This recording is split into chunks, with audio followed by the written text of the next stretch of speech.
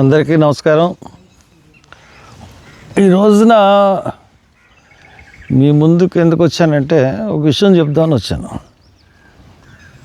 ఏంటంటే మీకు తెలుసు పివి సునీల్ కుమార్ గురించి నేను ఒక పోస్ట్ పెట్టడం, దాని తర్వాత అతను నా కొడుకుల మీద ఎప్పుడో వీడియో పెట్టడం, దాని గురించి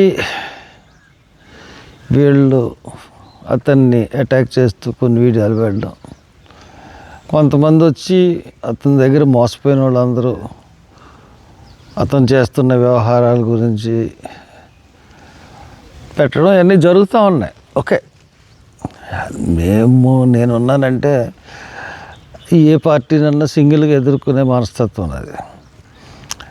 అంటే విషయం తెలియజేద్దాం, అంతకన్నా పెద్ద దీంట్లో చెప్పాల్సింది ఏం లేదు. కానీ మొన్న ఒకసారి జగ్గంపేట మీటింగ్కి వెళ్ళాను, ఈ దళిత్ క్రిస్టియన్ మీటింగ్కి. ఆర్గనైజర్స్ వైఎస్ఆర్సీపీ వాళ్ళు ఆర్గనైజ్ చేసింది. వాళ్ళు వచ్చి దాంట్లో ఉన్న వైఎస్ఆర్సీపీతో పాటు ఎయిమ్స్ వాళ్ళు కూడా ఆర్గనైజ్ చేశారు కలిసి. ఆ ఎయిమ్స్ వాళ్ళును వెస్లీ అన్న అతను చేశారు.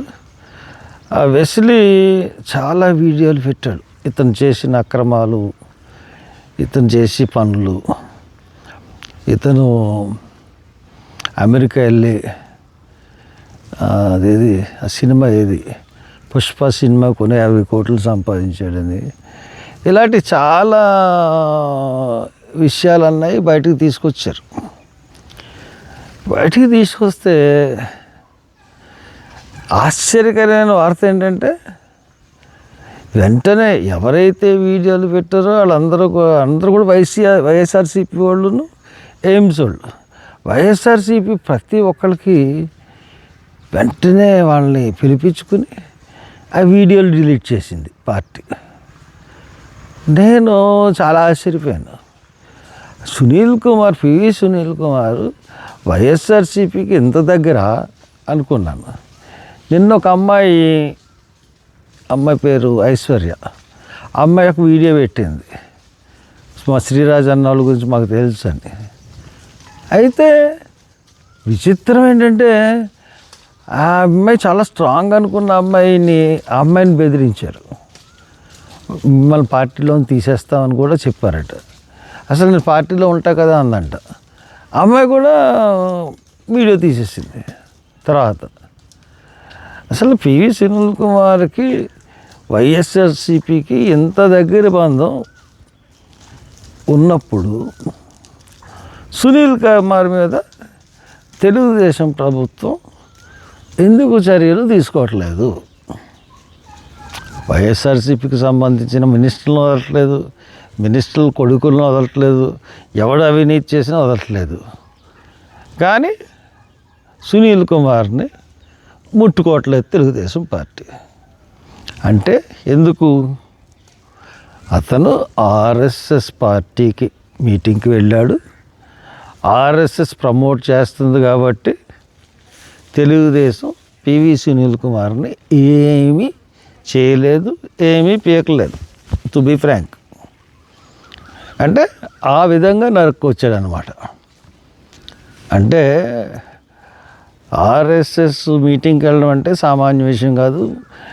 ఎవరు వెళ్ళలేం, ఆర్ఎస్ఎస్ ఆహ్వానిస్తే తప్పితే ఎవరు వెళ్ళలేరు. అటువంటి మీటింగ్కి ఆహ్వానం తీసుకుని వెళ్ళి వాళ్ళ గొప్పతనం గురించి చెప్పినటువంటి సునీల్ కుమార్ ఈవేళ తెలుగుదేశం జనసేనని కూడా ఉఫ్ఫని ఊదేస్తూ, అంటే దీంట్లో బాగా పెద్దది ఎవడంటే రఘురామకృష్ణరాజు.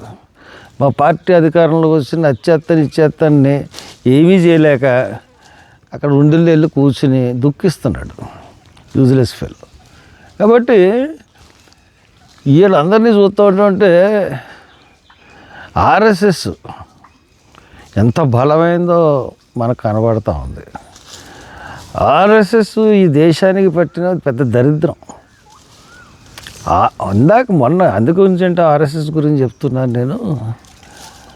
ఒక దళిత ఎంపీ కాదు, ప్రియాంక ఖార్గే ఆర్ఎస్ఎస్ని విమర్శిస్తే ఒక ఎంపీ గారు మాట్లాడతాడు, ఒక దళితుడు ఆర్ఎస్ఎస్ని విమర్శించడమా?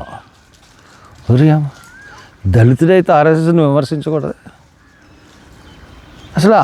అసలు ఈ దేశంలో పట్టుకున్న అన్ని రుగ్మతలకి కారణం ఆర్ఎస్ఎస్. వాళ్ళ ఆఖరికి రామ జన్మభూమి అయోధ్య రామాలయంలో కూడా ఈ రోజున ఎంత అవినీతి, ఎన్ని అక్రమాలు ఈ ఆర్ఎస్ఎస్ వాళ్ళు చేసినాయి కదా. ఆఖరికి సిబిఐ దర్యాప్తు, సిట్, అంటే వాళ్ళు ఏ రకంగా వెళ్ళిపోతున్నారు అవినీతిలో అంటే, ఈ అవినీతి సొమ్ము అంతా ఇంక ప్రవీణ్ పగడాల్ లాంటి వాళ్ళని చంపడానికి, నీతిగా నియమంగా ఉన్న వాళ్ళని చంపడానికి ఇటువంటివన్నీ చేస్తూ ఉంటారు. ఆఖరికి తిరుపతిలో కూడా అన్నీ ఎక్కడ పుట్టుకుంటే అక్కడ అవినీతి, ఎక్కడ పుట్టుకుంటే అక్కడ అక్రమం. అక్కడ చనిపోయినా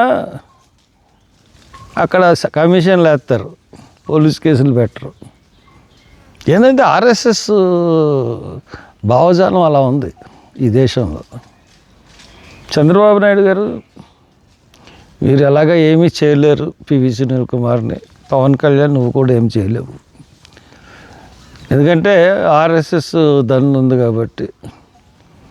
మీరందరూ ఒకటే, నీకేసిన చంద్రబాబు గారు, మీకేసిన పవన్ కళ్యాణ్కి వేసిన, జగన్మోహన్ రెడ్డికి వేసిన, ముగ్గురికి వేసిన ఓటు ఆర్ఎస్ఎస్కి వెళ్తుంది. అది సునీల్ కుమార్ విషయంలో మనకి చాలా తేటతెల్లం అయిపోయింది. కాబట్టి ప్రజల్ని అప్రమత్తం చేయాలనే నా యొక్క ఈ సందేశం, అంతకన్నా ఇంకేం లేదు. ఆర్ఎస్ఎస్ని, భారతీయ జనతా పార్టీని ఈ దేశం నుంచి తరంగొట్టేంత వరకు కూడా దళితులకి రక్షణ ఉండదు, మైనార్టీస్కి రక్షణ ఉండదు. అసలు అవినీతి అన్నది ఈ దేశాన్ని వదిలిపోదు. గమనించండి. Thank you.